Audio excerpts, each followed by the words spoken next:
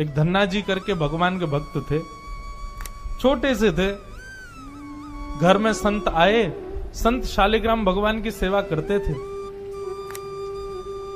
अब धन्ना जी बैठ करके देखते थे और देखते ही बड़े खुश होते थे। कभी दही से स्नान, दूध से स्नान, पंचामृत से स्नान, जल से स्नान, फिर इत्र आदि लगा के, तिलक लगा के उनकी आरती पूजा, तुलसी अर्पण, ये सब देख करके धन्ना जी को बड़ा आनंद आता था। अब भले ही खेल के रूप में सही, धन्ना जी को बड़ा मन लगता था उसमें।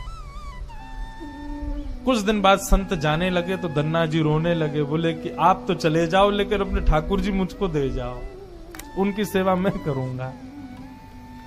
अब तो इतना रोए, इतना रोए, इतना रोए धन्ना जी कि संत का निकलना मुश्किल हो गया। तो संत ने क्या किया, रात्रि में धन्ना जी सोए तो बाहर से काला काला एक पत्थर ले आए और उस पर ही इत्र आदि लगा के, उसको तिलक विलक लगा के उसको सिंहासन पर बैठा दिया और अपने ठाकुर जी को नीचे बैठा दिया। धन्ना जी सुबह बोले, संत जी आप मत जाओ, छोटे बालक। संत बोले, अच्छा देखो, अंदर आओ मंदिर में। मंदिर में गए तो बोले, देखो वो तो सिंहासन पर ठाकुर जी बैठे और नीचे हमारे ठाकुर जी बैठे, बताओ तुमको कौन से चाहिए। धन्ना जी बोले, मैं तो सिंहासन वाले लूंगा, बड़े वाले ठाकुर जी मेरे। बोले ठीक है, तो उनकी सेवा करो, अब हमको जाने दो। अपने शालिग्राम जी को लेकर के संत चले गए। अब धन्ना जी उस पत्थर की सेवा करते हैं, असली शालिग्राम तो संत अपने संग ले गए, लेकिन धन्ना जी इतने भाव से सेवा करते थे। महाराज लाल तिलक लगाने के लिए माँ ने रोली नहीं दिलाई तो ईंट ले आए, ईंट को घिस करके उसी से लाल लाल रोली बना दी, वही लगाते।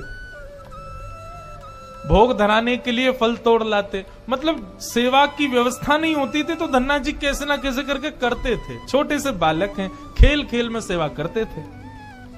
बीच में संत किसी और के घर में आए तो धन्ना जी वहां जाके अपनी सब सेवा बताते, मैं ऐसे ऐसे करता हूं। संत बोले, भोग नहीं लगाते अपने ठाकुर जी का। बोले भोग, बोले तुमको भूख लगती है। बोले हाँ, ऐसे ठाकुर जी को भी भोग लगाना चाहिए ना।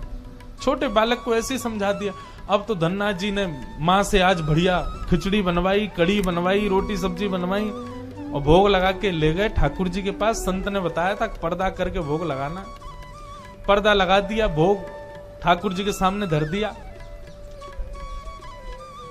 धन्ना जी बार बार पर्दे में से देखें, खा ही नहीं रहे, ठंडा हो जाएगा भोग।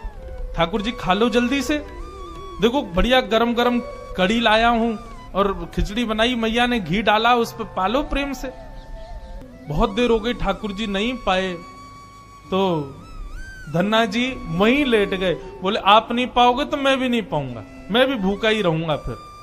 अब इतना सहज सरल प्रेम धन्ना जी का। भूखे प्यासे धन्ना जी पड़े हैं नीचे, छोटा सा बालक है, ठाकुर जी से देखा नहीं गया। इतने में ही महाराज लेट गए धन्ना जी, उनको चटकारों की आवाज आने लगी। चटकारे, जैसे कोई आदमी को ज्यादा स्वाद आए तो अपनी उंगलियां चाटता है ना, तो जब चट चट आवाज आती है चाटने पर, ऐसे चटकारों की आवाज आई। धन्ना जी बोले, ये चटकारे कहां से आ रहे हैं। जैसे ही पीछे देखा, पर्दा खोल करके तो नन्हे से बाल गोपाल प्रकट हो गए हैं और धन्ना जी के सुंदर प्रसाद को स्वीकार कर रहे, पा रहे हैं। असली शालिग्राम नहीं थे धन्ना जी के, पत्थर की सेवा करते थे, लेकिन भाव और विश्वास इतना ठाकुर जी के प्रति, ठाकुर जी प्रकट हो गए। अब धन्ना जी थोड़े बड़े हो गए तो घर की गैयाएं चराने जाते थे और अपने ठाकुर जी को जेब में धर के ले जाते थे। और गैया जब चरती थी तो पेड़ के नीचे बैठ के ठाकुर जी को निकाल लेते और कहते, ठाकुर जी अब कोई ना आए, प्रकट है जाओ। सो ठाकुर जी प्रकट हो जाते, धन्ना जी के साथ खूब लीला करते। एक दिन ठाकुर जी ने धन्ना जी से कहा, आज गाय चराने नहीं जाओगे। बोले आज हमारी बुआ जी आई हैं, घर में बहुत सारे मेहमान आए, आज हम नहीं जाएंगे। तो ठाकुर जी बोले, एक काम कर, गैयान को गांव से बाहर ले जा और मुंह को भी बाहर पधराया, तेरी जगह आज गैया मैं चराया आऊंगा। तो यही होने लगा। अब थोड़ी दूर तक धन्ना जी जाते, उसके बाद ठाकुर जी को बाहर निकालते और ठाकुर जी प्रकट हो जाते, गैया चराने ठाकुर जी जाते।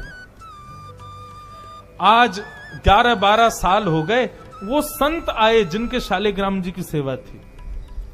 संत जैसे आए, धन्ना जी ने प्रणाम किया, जय हो मेरे गुरुदेव, गुरु जी के चरणों में प्रणाम। गुरु जी आपने ऐसे ठाकुर जी प्रदान किए, मेरा तो जीवन उत्सव हो गया। अच्छा कहाँ है तुम्हारे ठाकुर जी, सेवा पूजा कैसी चल रही है, अभी तक कर ही रहे हो? उनको लगी पत्थर है, बचपन में की होगी, अब तो बड़ा हो गया। कहाँ है तुम्हारे ठाकुर जी? बोले ठाकुर जी अभी नहीं है, ठाकुर जी तो गैया चराने गए हैं। संत बोले मतलब? बोले हाँ, मैं कभी व्यस्त होता हूं तो मैं ठाकुर जी को गैयाओं के संग भेज देता हूं, ठाकुर जी गैया चराने जाते हैं। संत बोले पहले तो छोटा था, अब तो इतना बड़ा हो गया, ये अब भी बचकानी बातें करता है। अरे लाला ऐसे मत बोला करो। वो नहीं नहीं, सच में ठाकुर जी गैया चराने गए। आपको विश्वास नहीं?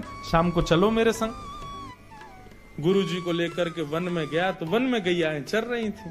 बोले कहाँ है तेरे ठाकुर जी? अरे देखो वो दोहरी गैया के पीछे पीछे हाँक रहे हैं, वाकू पीछे पीछे चल रहे हैं वाक्य, देखो ठाकुर जी दिख तो रहे। गुरु जी बोले हमको नहीं दिख रहे। धन्ना जी दौड़ के ठाकुर जी के पास गए, बोले मेरे गुरु जी आए हैं, उनको दिख जाओ।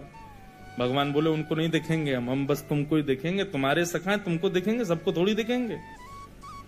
अरे भैया ऐसा मत करो।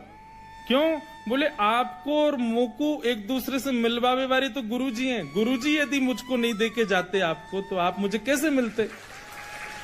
मेरे गुरुदेव हैं, इन्होंने ही तो मुझको दिया था आपको। ठाकुर जी रीझ गए, पुनः पुनः धनुष की भक्ति, ऐसा भाव। इतने में ही नील माधव नीलमणि ठाकुर जी प्रकट हो गए, और जैसे ही प्रकट हुए दूर खड़े गुरुदेव के एक एक रोम बिलखने लगा, रोने लगे,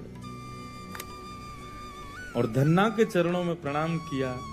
बोले हम सच्चे शालिग्राम से प्रकट नहीं कर पाए, तूने सामान्य पत्थर से प्रकट कर दिया ठाकुर जी को। हम अष्टयाम सेवा से प्रकट नहीं कर पाए, और तूने सामान्य पत्थर घिस घिस के तिलक लगा के प्रकट कर दिया ठाकुर जी को। हम 56 भोग पधरा करके ठाकुर जी को प्रकट नहीं कर पाए, तू बेसर की रोटी खवा के ठाकुर जी को चटकारे दिलवाता है। हम यहाँ ठाकुर जी से प्रार्थना करते हैं, कभी त्रिभंग लली से सीधे लली भी बन जाओ, नेक पूरे दिन यूं ही खड़े रहो, दर्द है जाते हो, हाथ में नेक हाथ सीधे कर लो।